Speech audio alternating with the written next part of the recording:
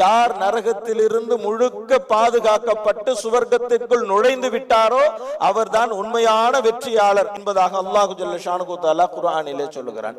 ஆக சுவர்க்கவாசிகளாக ஆக வேண்டும்.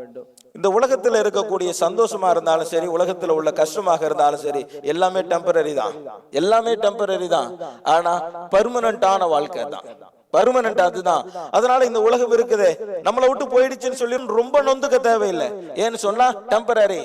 உலகத்துல ஒண்ணு கிடைச்சிருச்சு அப்படிங்கிறதுக்காக வேண்டி தலைகால் புரியாமல் குதிக்கவும் தேவையில்லை. ஏன்? அதுவும் டெம்பரரி தான்.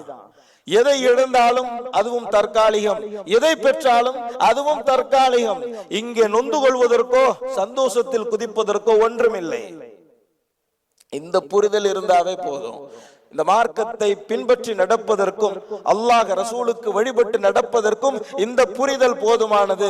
ஒரு நாள் அல்லாஹ்விற்கு முன்னால் நிற்போம், ஒரு நாள் நபி ஸல்லல்லாஹு அலைஹி வஸல்லம் அவர்களுக்கு முன்னால் நிற்போம், ஒரு நாள் அந்த சஹாபாக்களினுடைய மஜ்லிஸில் கலப்போம். அப்போது நம்முடைய நிலை எப்படி இருக்கும் என்று நினைத்து பார்த்தாலே அந்த சந்தோஷத்திலே நாம் புலங்காகிதம் அடையலாம். அவ்வளவு பெரிய இன்பமோ இன்பம் என்று அல்லாஹ்வால் சித்தப்படுத்தி வைத்திருக்கக்கூடிய இந்த சுவர்க்கத்தை உலகத்தினுடைய இன்பங்களுக்காக வேண்டி நாம் இழந்து விடக்கூடாது.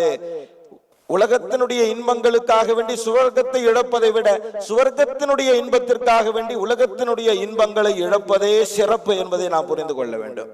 ஏனென்று சொன்னால் சில நேரங்கள்ல இதுவும் அதை தடுக்கும், அது இதை தடுக்கும்.